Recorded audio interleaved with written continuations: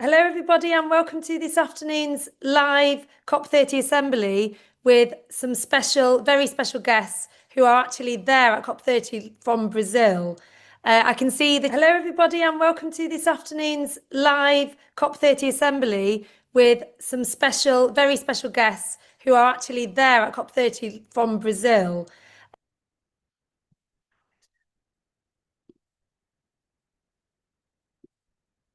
Okay, so I can see lots of people are adding where they are, and we've got people from all over the UK joining us, and I think we have some international schools as well. So please introduce yourselves in the chat window. The session is being recorded and it's also being live streamed on YouTube.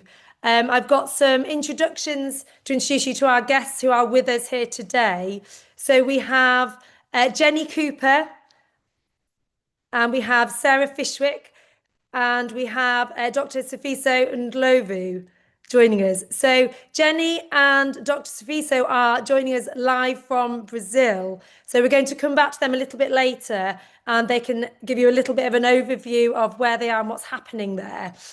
So let's get started. We've got lots to get through in the half an hour.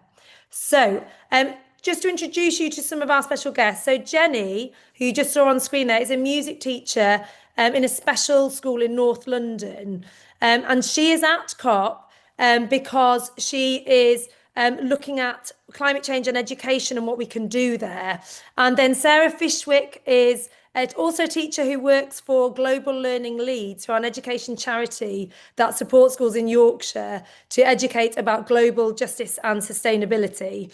And Dr. Safiso Ndlovu, who will be joining us later on, is Chief Executive Officer of the Zimbabwean Teachers Association and a teacher for 44 years, which is a long time to be a teacher. So we can't wait for our guests to join us today. So just before we get going, I would like to know what you already know about COP and what you know about COP30. So if you add that into the chat window, and then we can share some of your knowledge already. So I'll give you a couple of moments just to talk to each other and share with your teacher what you already know. So lots of comments so far coming in really quickly. Well done, everybody. So St Margaret's C Primary School were first there. UN Climate Conference, Year 6 at Hunts Grove. It happens every year. GPV, it's about climate change and how we can help. And it's in Brazil. And 5R Red Hall, thanks so much for being honest. They said they don't know anything. That's great. So if lots of you have come here to learn more and find out what it is, then you're in the right place. That's hopefully what we'll all find out today. A conference about climate change. Oh, St Andrews, well done. COP stands for Conference of Parties. Well done, everybody. And lots more people saying they are here because they want to find out and learn more. Well done, that's great. Thank you so much. And we've got 30 because it's the 30th. Well done, everybody who said that.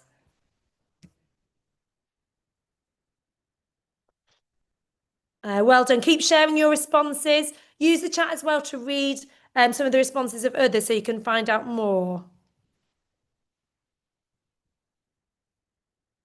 We've got a focus on the Amazon rainforest and it's for 2 weeks.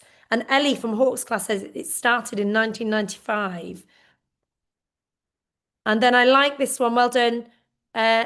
World leaders coming together to make promises to protect the world.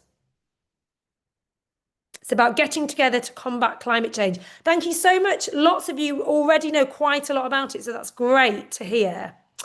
So here's a little bit of information for those of you who aren't familiar with COP and what COP30 is. So COP30 stands for the 30th United Nations Climate Change Conference.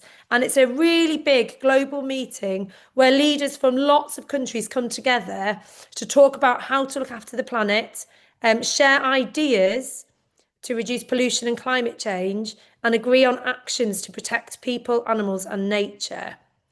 And this year, as we know already from where our special guests are, COP30 is taking place in Brazil, deep in the Amazon, and one of the most important places in the world for clean air, wildlife, and forests.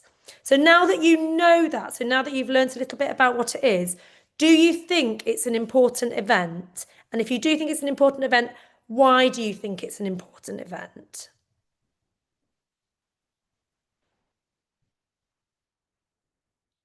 So we've got it affects our future. Mrs. M says the most important, it affects our planet and our lives. Woodpecker Class has said we get our voices heard as it's our future. And St. Margaret's have said yes, because we must protect the planet. Lots of answers there. Thank you so much, everybody, for sharing. Just give you another moment to think about that and add your responses in.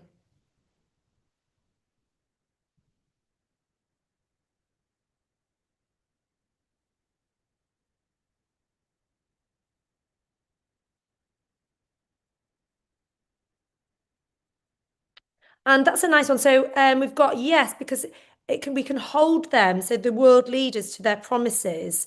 So it's a chance every year to reflect on the promises that are made.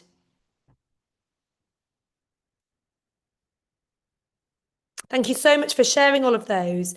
As I say, do read everybody else's responses, because there's some really great answers in there. So thank you so much for sharing those. So now I'm going to bring on Sarah, who works with lots of schools in Leeds. And Sarah's got a few videos she's just going to introduce, and then we'll play those for you. Thank you, Sarah. So we're going to hear in a little bit from Jenny and Sofiso in Brazil, but we thought it's also, so the world leaders are really important in doing something about the climate, but so are you in schools. So we're going to share a few videos from children in Leeds who've been working on climate and taking action on climate in their schools. And first up, Sunny from Year 6 at Grimesdyke Primary School has prepared this video to say everything that Grimesdyke has been doing. Welcome to Grimesdyke Primary School in Leeds. Our whole school site is being rewilded. The children are being rewilded too. Long grass increases biodiversity and it's fun to play in.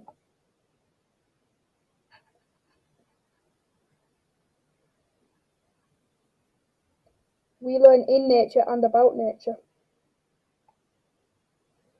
We are nature connected and very knowledgeable.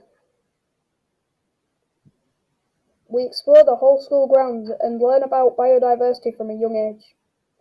Our trail cam footage shows us that we share our grounds. We even have badges. We plant for pollinators as well as letting the grass grow. Look closely, you'll be surprised what you find. Why not rewild some of your school grounds? And thanks so much to Grimesdyke for preparing that for us. And I can see that in the chat, quite a lot of schools are saying things that they're doing with tree planting and rewilding as well, which is absolutely fantastic to see. And we're going to hear next from another school, just another quick little video from St. Matthew's Primary School in Leeds, who have been learning about climate in their climate curriculum right across schools. So this is from the children at Global Gang and the Eco Warriors at St. Matthew's. At St Matthew's, we follow a climate curriculum across school. In this video, you will hear from members of our Eco Club, Global Gang and our Eco Warriors. Hi, I'm an Eco Warrior. Every class in the school has 2 Eco Warriors who meet once a week to learn about the Eco Challenge that has been set.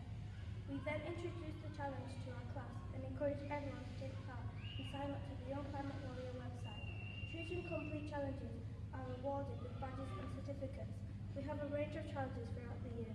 The challenge for this week has been to head into the woods and find flora. Hello, and I'm from Global Gang. During Refugee Week, we worked together with a local artist to create throughout the school to create a piece of artwork. Hello, we're from the Global Gang, and this is our school's carbon footprint.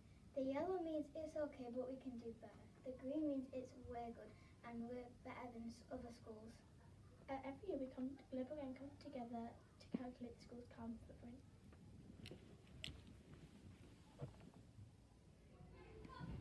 We take part in zero carbon lessons in Year 5. We learn about climate change and the effects that it has on our planet. In summer, we come up with ways in which we can help combat climate change in our school, reduce our school carbon footprint. Some of the projects we have designed and implemented includes organising switch-off days in school, monitoring how we use radiators.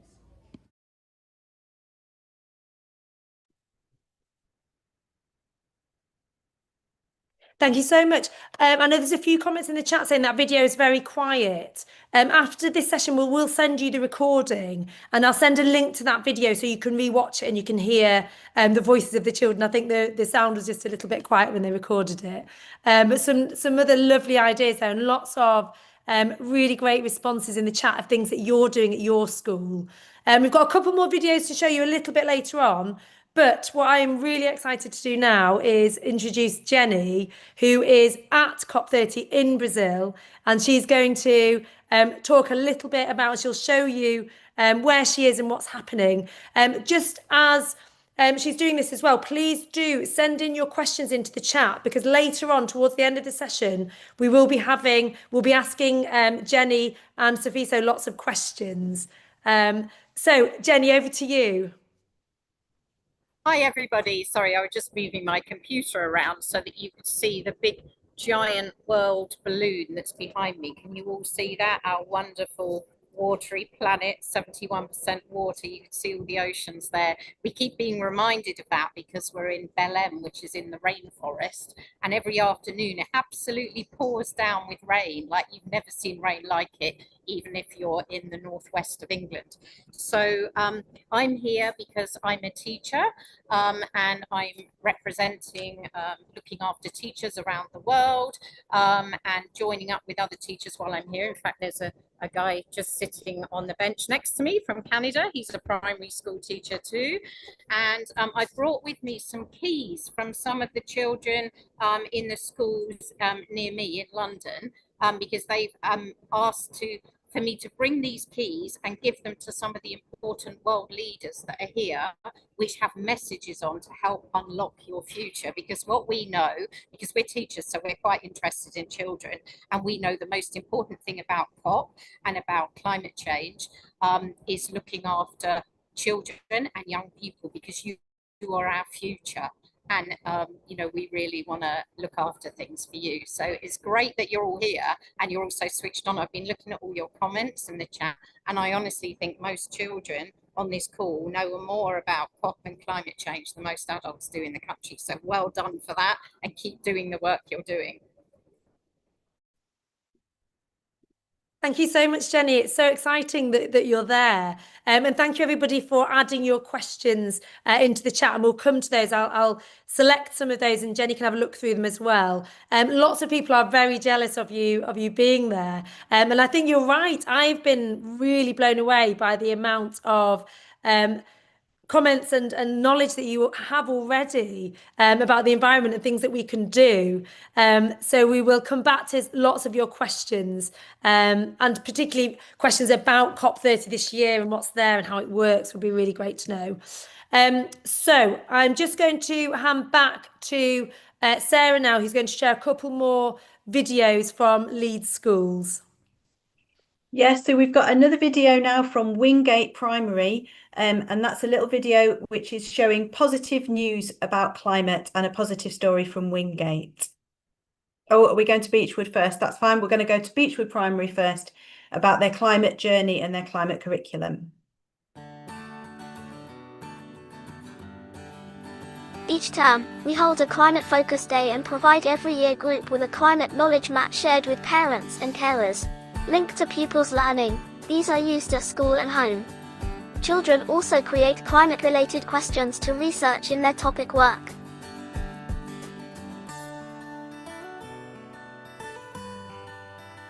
We've embedded climate awareness into every year group's curriculum to inspire hope and joy as children tackle environmental challenges.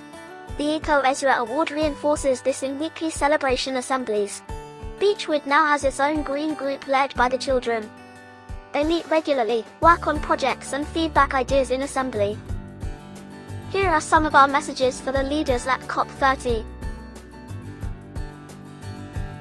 This is Year 3 singing a song that was specially written for one of our climate awareness days.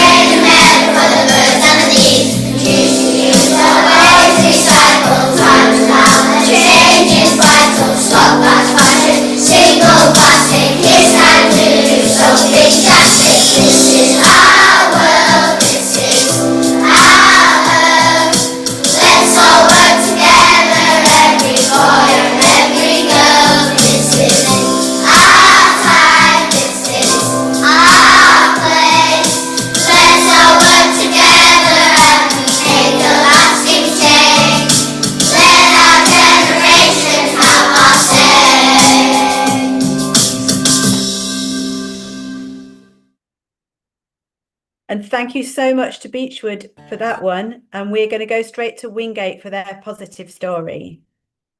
Here at Wingate Primary School, we have been focusing our learning on positive stories linked to climate action because nothing can change without us having hope.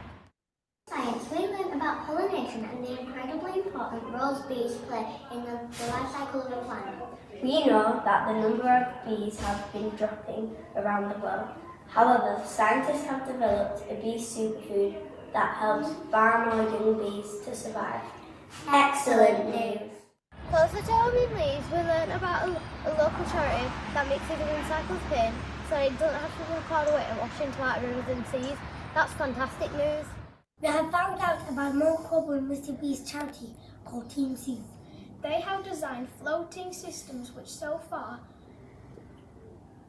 removed 34 million pounds of rubbish from the Pacific Ocean. Brilliant news. We have made our own good news story right here at Wingate too.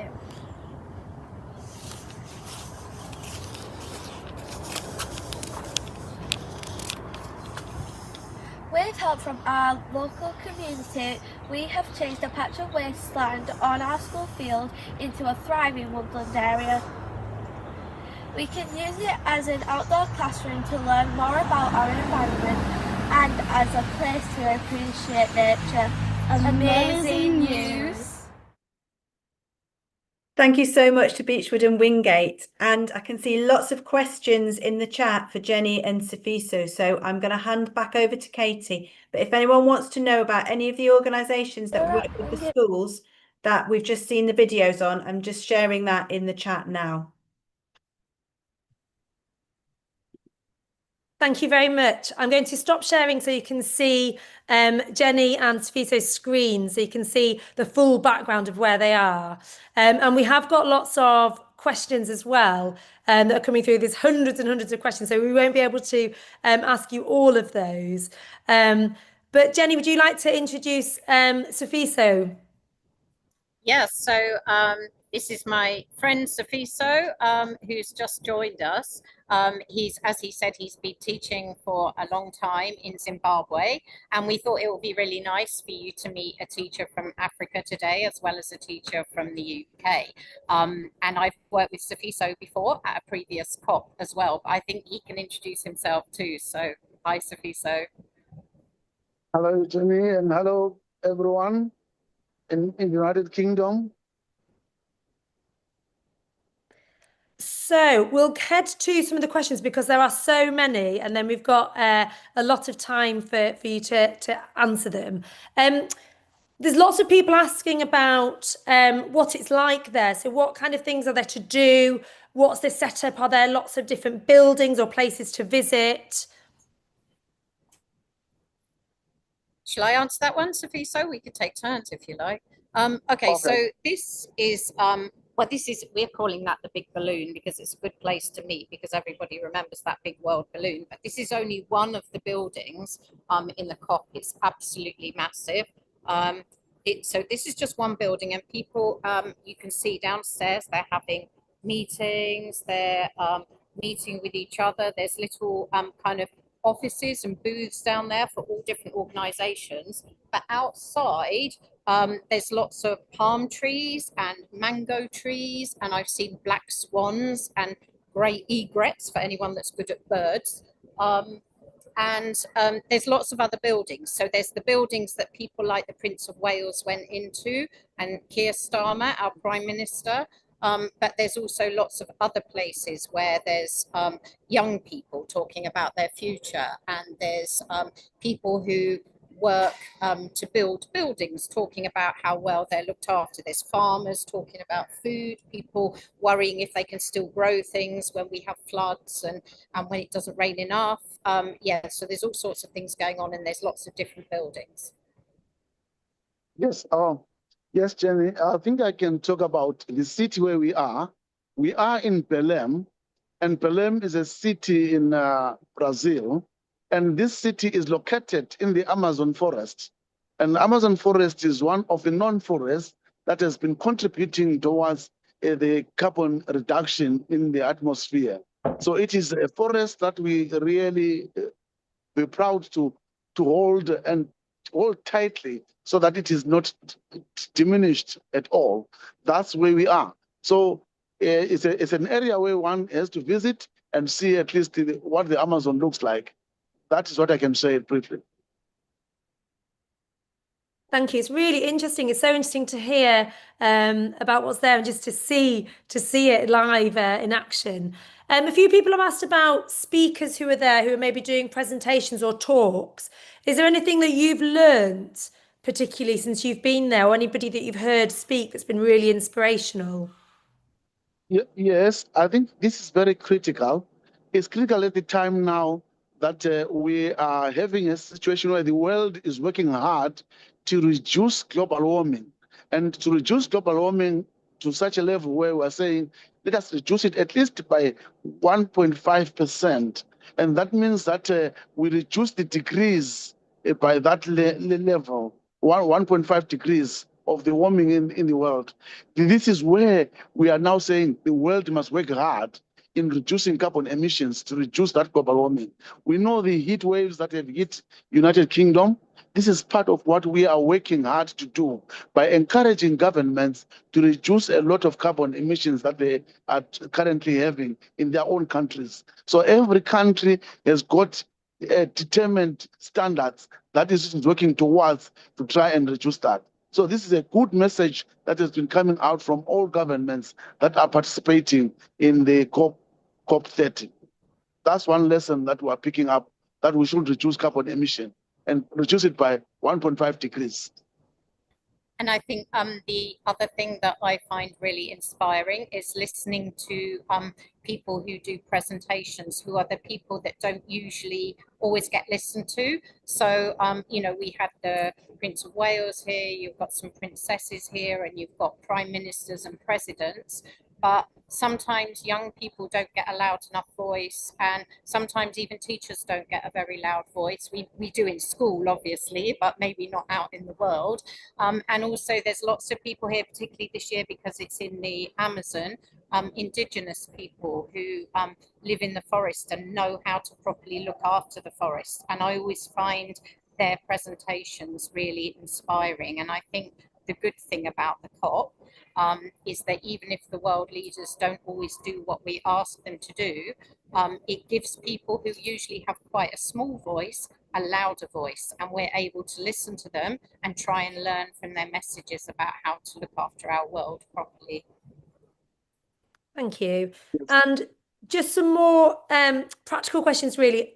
Do you know how many people are there? There's quite a lot of people interested in how big the event is. I don't know the answer to that, David. Do you know the answer to that? I wonder. Hi there. I think there's about 50,000 people from across the world here. Wow. Okay, thank you. It's pretty big. Yeah, pretty big. And there's a few people asking about how Brazil was chosen, or why Brazil was chosen, and how each of the places are chosen every year. So I think they tried to move the COP around different areas of the world. Obviously, it needs to be held somewhere where the government can have enough money to sort of build all these buildings that are needed for it. They haven't fully decided yet where it's going to be next year, so there will be a lot of discussions go on about, you know, why different places are chosen, but they do try to move it around. So it was quite exciting to come to Belém in the rainforest. Yeah, maybe we can also look at the fact that Brazil was the first country to host the Earth Summit in 1992. And it is coming rightly after so many years now, and is evaluating the progress that it has made together with other countries. So it's a very strategic issue that we have to come back to Brazil and learn more of how it has moved on since 1992. That's a historic fact. Wow, that's so interesting. And there's lots of people asking about the history of COP and how it started. Yes, we have heard, our science has been telling us that what we are doing to the world is damaging the environment. And so there was now a reason why countries had to come together.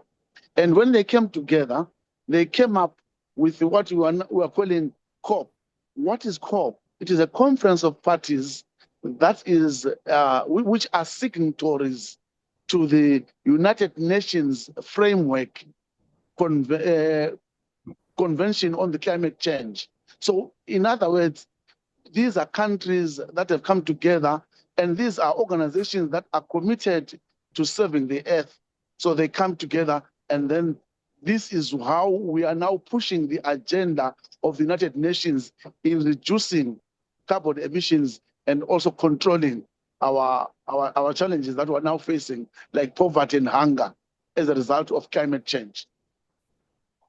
Also, the interesting thing is that all the decisions that are made at the COP are made by what's called consensus. And consensus is a very interesting thing for children to learn about because it's a good way to solve arguments. So what you do is you can only agree something if everybody in the room agrees to it. So it means that you have to listen to the people that don't think the same way as you. So they have discussions in the rooms, they talk about what they want to happen, and then they keep talking and keep talking, sometimes all through the night. So there would be people sitting down here in this building all through the middle of the night until they've managed to agree something together. So sometimes we're disappointed by the things that get agreed at COP because it's not everything that we asked for.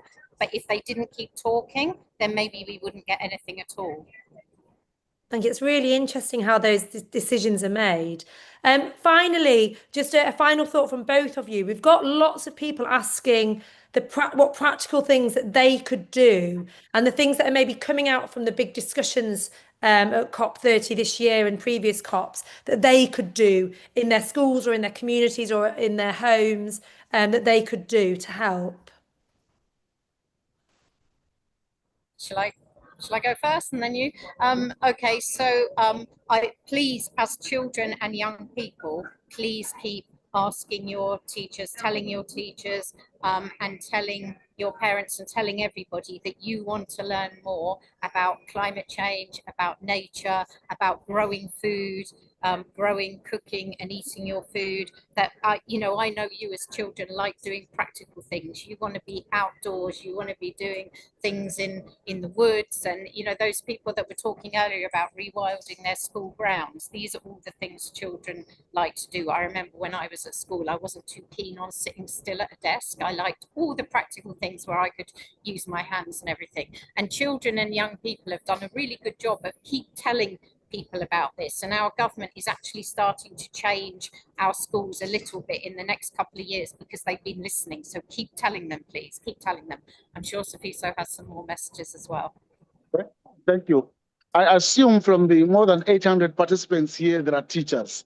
I would encourage ourselves as teachers to go for it and improve on the dimension of quality education by adding climate change education as part of our daily work. And that is what I would probably end by saying. Let's get in and go for quality climate change education as one of our aspects that we do in the schools. Thank you, Madam. Thank you so much. And we've come to the end of our session. I know lots of people have got to get ready for home time, but I have been so blown away by all of your amazing responses. And I just want to say a huge, huge thank you, because I know how busy COP30 is. And I know, Jenny and Sfisa, you'll be so busy. And thank you so much for sparing half an hour of your time to join us and to share with over 1,000 schools that were here today live everything you know about COP30 and sharing your experiences there and all of your knowledge. So thank you so, so much. Thank you From all for of having us. us. Thank you to David too. Thank you, David. Sharing it with, Thank you, with and Canada. goodbye, everyone. Yeah. Thank Thanks, you everyone. very much, everybody. And we'll be sending all of the information and some of the videos and lots more, so you can go away and find out a lot more about COP30 after this session and what you can do and how you can get involved. So thank you so much, everybody. I'm going to end the session now, but I will be contacting all of your teachers after this session. Bye, everybody. Hope you have a lovely rest of your day.